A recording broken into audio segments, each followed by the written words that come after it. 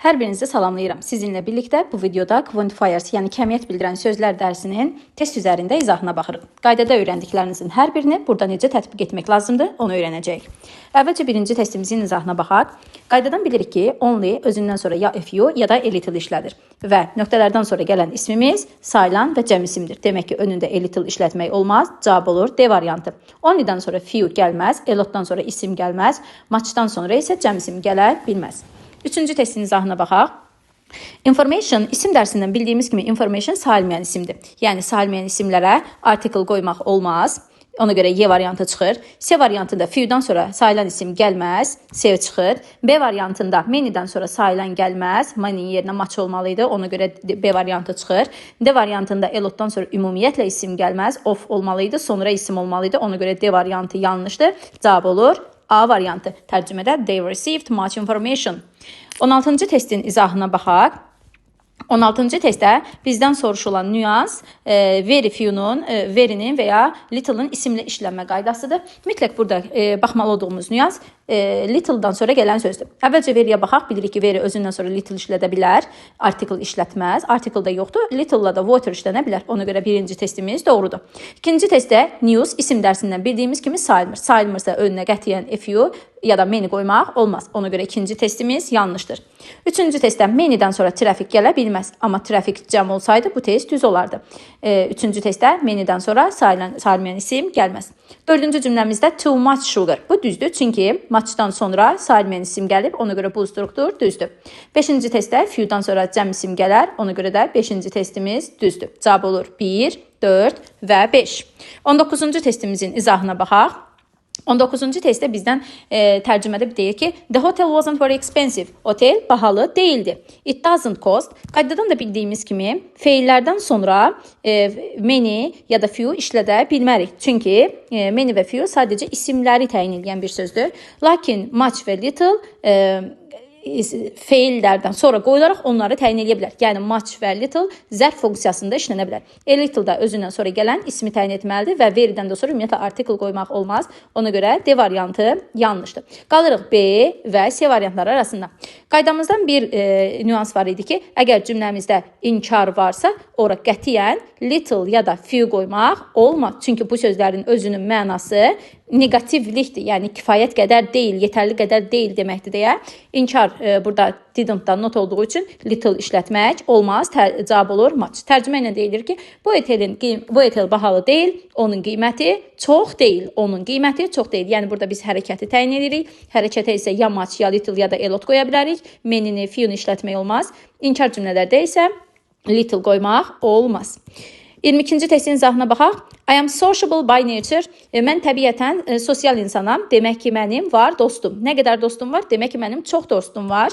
Burada 2 doğrudur, çünki friends cəmdədir. Biz onun önünə a lot of işlədə bilərik. Much işlətmək olmaz, çünki much'dan sonra cəm isim gələ bilməz, sayılmayan isim gəlməlidir. 3 də doğrudur, very many, çox dostum. Bəs niyə few olmaz? Əslində qaydaya əsasən few'dan sonra cəm isim gələr. Burada da nöqtədə few'dan sonra cəm isim gəlib. Sadəcə qrammatika ilə düz olsa belə məna ilə uyğun gəlmir. Çünki few yetəri olmayacaq qədər, bəs etməyəcək qədər az deməkdir. Ona görə bu cümlədəki mənamıza uyğun gəlmir. Çünki mən qeyd etmişdim ki, burada mən təbiətən sosial adamam. Sosial adamamsa, ünsiyyətcil adamamsa, demək ki, mənim yetəri qədər dostum var. Few isə yetəri qədər olmayan deməkdir.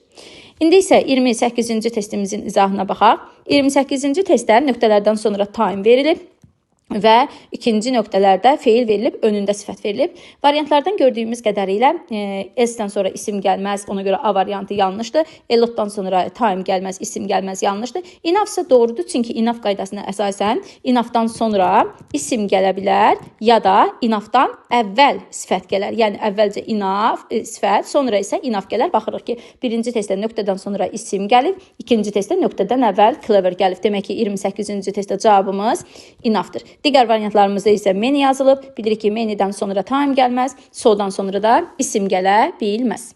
İndi isə 29-cu testə baxaq. So-nun quantifierslərlə işlənmə qaydasında qeyd etmişdik ki, so-dan sonra many, much, few, little işlətmək olar, lakin article işlətmək olmaz. Baxırıq birinciyə. Birincidə deyir ki, so much kilos. Bilirik ki, much sayılmayan isimlə işlənir, ondan sonra kilos qoymaq olmaz. Burada bir nüansı qeyd edeyim sizə. Əgər sizdə of varsa, siz ofdan sonraya yox, ofdan əvvələ qədər toxunmalısınız. Yəni ofdan əvvələ baxırsınız. Much çi isə qətiyyən aid ola bilməz. Much birbaşa, kilosa aid bilirik ki, muchla da kilos işlətmək olmaz. İkinci testdə many pieces, so many pieces of cheese düzdür. Deyir ki, elə çox pendir tikələri 2 doğrudur. Üçüncü testdə few'dan sonra piece yox, pieces gəlməlidir. Ona görə bu yanlışdır. 24-cü testdə a few kilos of cheese, bu da düzdür. Bir neçə kilo pendir, 4 düzdür, 3 yanlış idi. 4-də isə a little piece of cheese. Bu testdə mütləq və mütləq baxmalı olduğumuz nüans little'ın işlənmə nüansıdır. Mütləq bu qaydanı yadınızda saxlayın. Little özündən sonra sayılan isim gələrsə, balaca mənasında işlənə bilər. Ya da a little-dan sonra sayılmayan isim gəlməlidir. Bu testdə a little piece of cheese, elə balaca pendir kəsi deməkdir. Bir daha qeyd edirəm bu nüansı, mütləq burada diqqətlə baxın.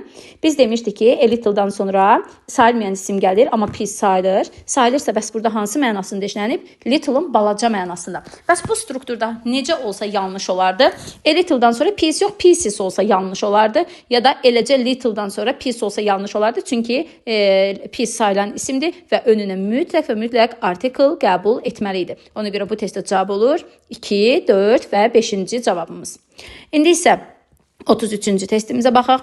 Nöqtələrdən sonra trafik gəlib, bilirik ki, trafik sayılmır. Sayılmayan isimlərə nə qoymaq olmaz?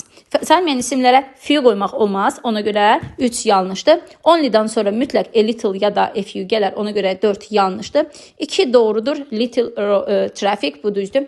Much doğrudur, çox trafik var, bu da doğrudur. Bəs hardly any mi? Bəli, hardly any doğrudur. Çünki hardly'dən sonra any işlənməsi bizim qaydamızda qeyd olunmuşdur. Any ilə işlənə bilməyən no any idi. Yadınızda bu nüansı saxlayın. Əgər cümlənizdə no varsa, ondan sonra qətiyyən any qoymaq olmaz. Lakin hardly any işlətmək doğrudur. Bu ümumiyyətlə, məsələn, yolda heç trafik yox idi deməkdir. Yolda heç bir trafik yox. İndi isə 43-cü testin izahına baxaq. Testin başlanğanda bizdən wrong soruşur, yəni yanlış soruşur. Ona görə biz bu variantda doğru olan bütün sözləri çıxmalıyıq. Little baby, bilirik ki, little balaca mənasında işlənir. Baby sayılır, önündə article var. Demək ki, bu cümlə doğru olduğu üçün bunu çıxmalıyıq. C variantında works, əsər mənasında sayılır. Önündə sifət qoyulub, maraqlı əsərlər. Burada heç bir səhv yoxdur. Ona görə C variantını çıxırıq. Y variantında times sözü var. Times sözü dəfə mənasında sayılır. Many times də demək doğrudur. Çox dəfə, yəni bir neçə dəfə. Ona görə Y variantında çıxırıq. Bizə yanlış lazımdır. D variantında beautiful glass, gözəl stəkan, glass stəkan mənasında sayılır. Önündə də article var. Ona görə bu variantda çıxır. Cavab olur B variantı. B variantına diqqət etsək, homework sözü sayılmır. Sayılmırsa önünə many qoymaq olmaz və many qoymuşuqsa özündən sonra mütləq cəm isim gəlməlidir. Ona görə də bu struktur tamamilə səhv olduğu üçün cavabda götürürük B variantı. 49-cu testin izahına baxırıq. 2 nöqtəmiz var. 2 nöqtəli işləyərkən hər zaman nöqtələrinizi rəqəmləməyinizi məsləhət bilirəm və hissə çıxaraq son nəticəyə əziyyət çəkmədən çata bilərsiniz. Məsələn, birinci nöqtələrimizdən sonra document verilib, ikinci nöqtələrimizdən sonra of verilib və xəbər cəmdədir. Əvvəlcə birinci nöqtə ilə irəliləməyə çalışaq. Document sayılır və cəmdir. Ona görə qətiyyən B variantındakı much, Y variantındakı a lot sözlərini işlətmək olmaz. Çünki a lotdan sonra mütləq of gəlməli idi. Ona görə A, C, D variantları arasında qalırıq. İkinci tərəfə gəlirik. Ofla birləşmə əmələ gətirib. Hansı söz ofla birləşmə əmələ gətirmir? Bilirik ki, little da, few da ofla birləşmə əmələ gətirə bilər. Bəs burada başqa ipucumuz varmı? Bəli, var. Only. Only özündən sonra mütləq article versiya istəyirdi. Ona görə D variantındakı few versiyamızı çıxırıq. Qalırıq A və C variantları arasında. Bunu həm tərcüməyə əsasən, həm də cümlədəki xəbərə əsasən tapa bilərik. Bilirik ki, are cəmlik bildirir. Demək, a little-ın xəbəri qətiyyən cəm ola bilməz. Ona görə də cavab olur C variantı. Tərcüməyə əsasən isə baxırıq tərcüməmizə. Tərcüməmizdə deyir ki, there are many documents in the research laboratory, but only a few of them are used. Deyir ki, axtarış laboratoriyasında çoxlu dokumentlər, sənədlər var. Yalnız onlardan birazı istifadə olunub. Demək ki, 49-cu testdə cavab olur C variantı. İndi isə 57-ci testimizin izahına baxaq. Few-nun sözlərlə işlənmə qaydası. Few-dan sonra bilirik ki, slice yox, slices olmalıdır. Bir daha qeyd edirəm. Of varsa mütləq ofun əvvəlinə baxırıq. slices olmalıydı. 2-də sex sayılır, a lot ofdan sonra sex olmalıydı. 3-də saxlayırıq çünki a little-dan sonra balaca dilim mənasında işlətmək olar. 4-cü testdə balaca kisə mənasında işlətmək olar. Enough sex-ə yenə doğrudur çünki enough-dan sonra sayılan və cəm isim gələ bilər. Bir daha burada qeyd edirəm, a little sizi çaşdırmasın. Buradakı a little sadəcə sifətdir və oradakı kisənin ya da oradakı dilimin böyüklüyünü ya da kiçikliyini bildirən sözdür. Yəni konkret olaraq sifətdir və quantifiers deyil. 59-cu testin izahına baxaq. Qaydada da vurğulamışdım. Fortunately, unfortunately, luckily, unluckily bu tipdə sözlərə həmişə diqqət edin. Çünki bunlar cümlənin birbaşa mənasını dəyişə bilərlər. Əvvəlcə gəlin nöqtələrdən sonraki sözə əsasən biz quantifiersimizi, yəni kəmiyyət göstəricimizi seçək. Change cəmdədir. Bəs nə işlətmək olmaz? A lot işlətmək olmaz, much işlətmək olmaz. Cavab olur 1, 2. 60-cı testdə eyni ilə bu qaydadır. Mütləq özündən sonra gələn ismə baxın. Change dəyişikliklər deməkdir və sayılır və cəmdə qoyulub. 63-cü testin izahına baxaq. 63-cü testdə bizdən soruşulan söz excited, yəni nöqtələrdən sonra birbaşa sadəcə və sadəcə sifət verilib. Sifət verilibsə nələr işlədə bilmərəm? Əvvəlcə artikel qoya bilmərəm, çünki artikelin olması üçün exciteddən birbaşa sonra isim olmalıydı. Ona görə Y variantı yanlışdır. Saçdan sonra birbaşa sadəcə sifət gəlməz, amma so'dan sonra gələ bilər. Ona görə C variantı yanlışdır. Yerinə so olmalıydı. Bir daha deyirəm, saçdan sonra isimli sifət gələr. So'dan sonra sadəcə sifət gələr. Enough qaydasını bayaq da qeyd etdik. Enough sifət və zərfdən sonra qoyulmalıdır. Yəni burada exciteddən sonra nöqtə qoyulsaydı cavab o ola bilərdi. Ona görə B variantındakı enough da yanlışdır. Gəldik quiet və quiet sözlərinə. Yadınızda saxlayın, qayda izahında da demişdim. Sonu t ilə bitən sakit deməkdir. Bunu belə sakit sözünün sonundakı t ilə yadınızda saxlaya bilərsiniz. Biz də sifət dərsindən bilirik ki, ingilis dilində sifətin yanında qətiyyən sifət qoymaq olmaz. Zərfdən sonra sifət qoymaq olar, lakin sifətdən sonra sifət qoymaq olmaz. Ona görə A variantı yanlışdır. Həm də məna ilə uyğun gəlmir. Tamaşaçılar sakit səs həyəcanlı idilər. Məna uyğun gəlmir. Quiet uyğun gəlir. Tərcüməsi tamamilə həyəcanlı idilər deməkdir. Cavab olur D variantı. 67-ci testimizin izahına da baxırıq. Snowfall bilirik ki, qar mənasında işlənib, yəni yağıntı mənasındadır və fall sayılmadığı üçün biz bunun qabağına nələri qoya bilmərik. A variantında men işlətmək olmaz, few-nu C variantından işlətmək olmaz, so little, a little və so much. İndi isə bunların hər birinin mənasına yeməliyik ki, mənaya əsasən tapaq ki, hansı daha uyğundur. Tərcümədə deyir ki, forecastlar, yəni proqnoz deyənlər proqnozlaşdırıblar snowfall. Ona görə də məktəblər, dövlət məktəbləri tətilə buraxıb. Məktəblərin tətilə buraxılacaq qədər əgər yağıntı, qar yağıntısı, qar yağıbsa, demək ki, burada qətiyyən biz az miqdarı götürə bilmərik. Ona görə də burada B variantını çıxırıq. So little elə az. Little-da az qar yağıntısı olsaydı burada yenə də məktəblər tətilə buraxılmazdı. İndi isə 74-cü testin izahına baxaq. Nöqtələrdən sonra poems gəlib. Bilirik ki, poems cəmdədir və sayılan isimdir. Demək ki, önündə nə işlətmək olmaz? Every işlənməz. Çünki everydən sonra mütləq və mütləq təksim gəlməlidir. Only'dan sonra few yox, of, a few işlənməlidir. Ona görə 3-cü cümləmizə yanlışdır.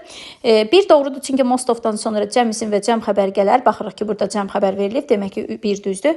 Both the poems word demək olar. Both-dan sonra birbaşa article, article-dan sonra cəm isim, cəm xəbər gələr. Ona görə 2 də düzdür. 5-ci testdə isə all these poems were written by a well-known poet. Bu düzdür, çünki all-dan sonra cəm isim və cəm xəbər gələr. Demək ki, cavab oldu C variantı.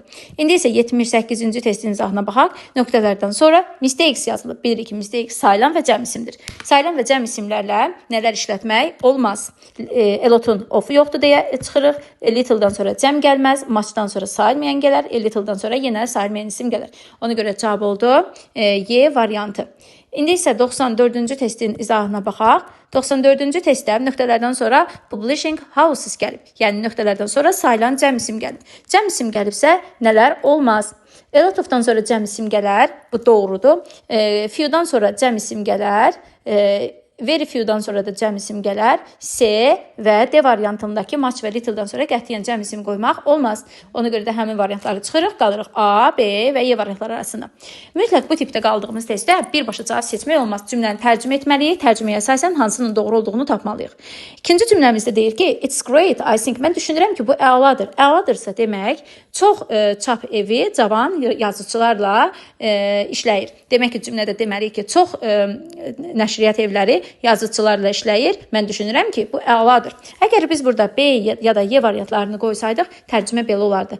Az nəşriyyat evləri yeni, yəni cavan yazıçılarla işləyir. Bu əladır. Bu əla yox, bu pisdir. Çünki çoxu ilə işləmək daha yaxşıdır. Az yazıçılarla işləmək isə daha pisdir. Ona görə də cavabı olur burada A variantı. A lot of. Burada variantda many də olsa onu mənaya uyğun olaraq seçə bilərdik. İndi isə baxaq 103-cü testimizə.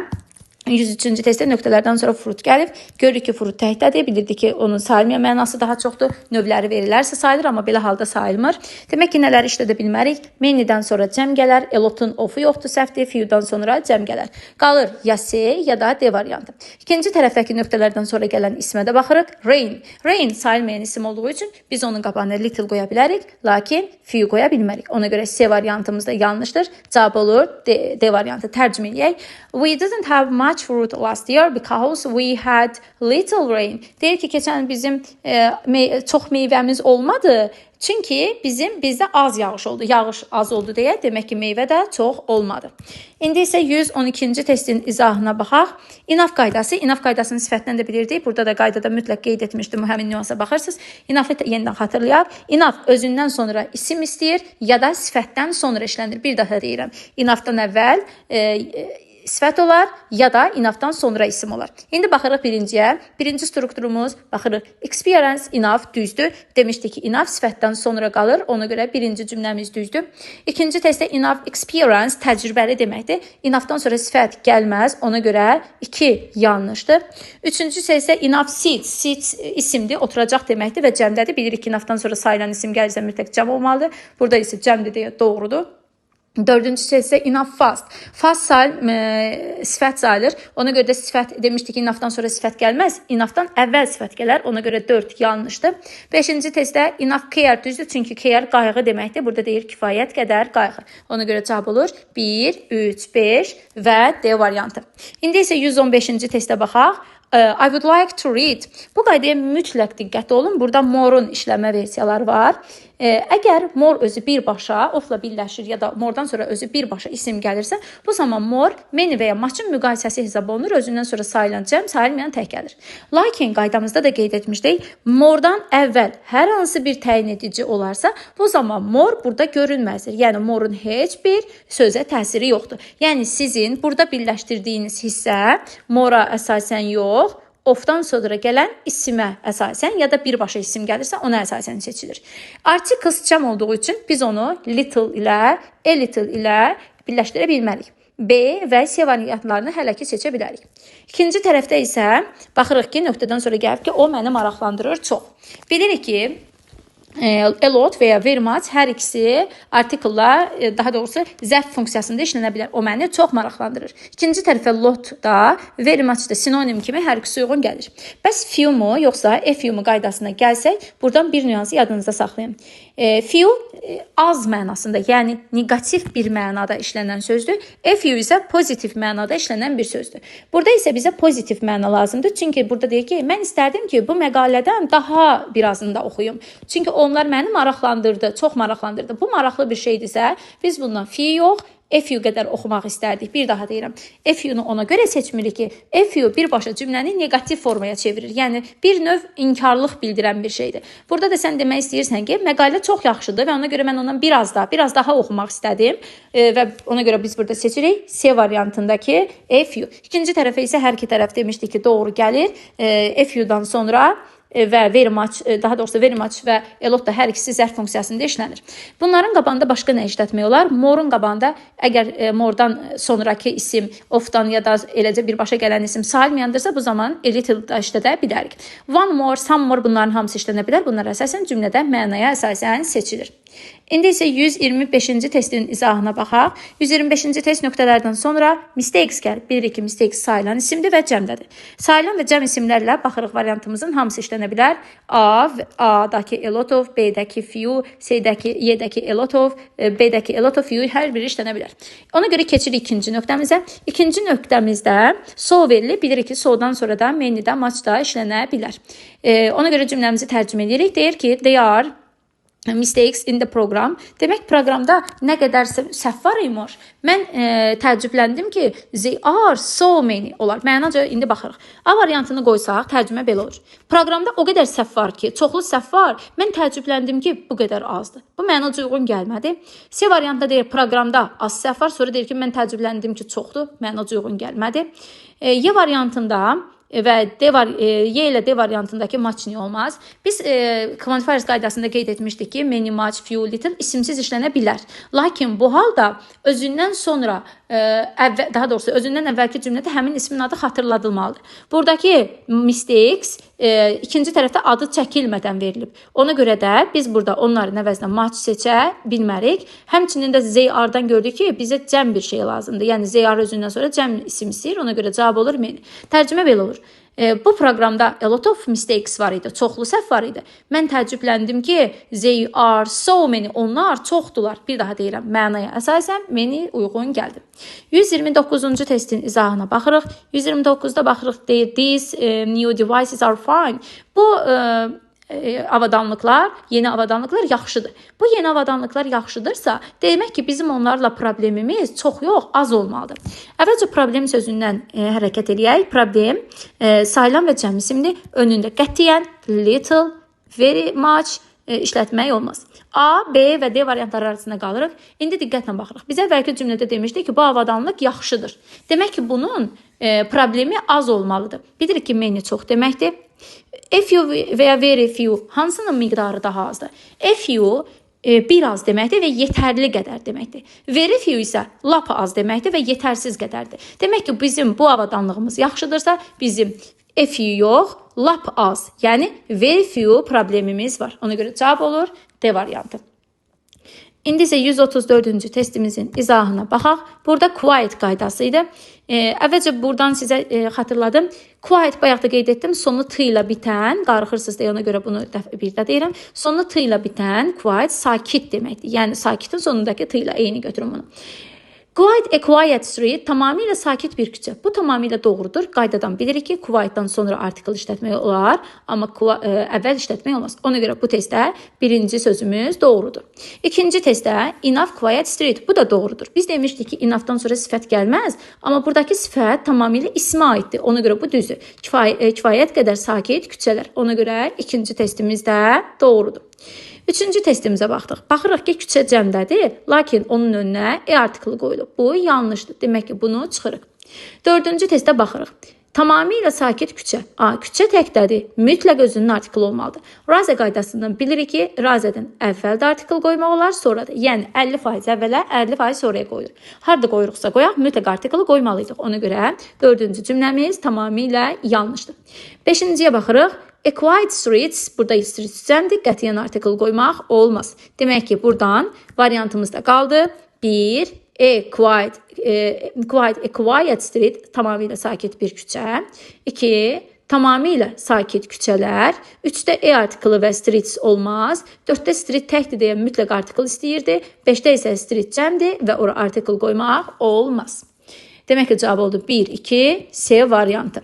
137-ci testimizin izahına baxırıq. 137-ci testdə nöqtələrdən sonra experience gəlir. Experience sayılmayan isimdir və bir daha qeyd edirəm, bu isimdir. Çünki deyir ki, have you got experience in customer service? Sizin müştəri xidmətlərində təcrübəniz var. Sayılan isim olduğu üçün önünə, daha doğrusu sayılmayan isim olduğu üçün önünə nələr qoya bilmərik? Much qoya bilərik, amma many qoya bilmərik. Little qoya bilərik, yəni 3-ü seçə bilərik. A lotdan sonra qətiyyən isim gəlməz və enough qoya bilərik. Çünki enough həm sayılan, həm sayılmayan isimlərlə işlənə bilər. İndi isə 140-cı testin izahına baxaq. 140-cı testdə few'nun işlənmə qaydaları verilib.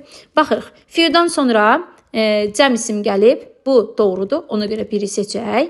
2-də little cameras demək olmaz. A little'dan sonra qətiyyən cəm isim gəlməz. Həm balaca mənasında A var deyə gəlməz, həm də quantifiers kimi işlənə bilməz. Ona görə 2-ni çıxaq.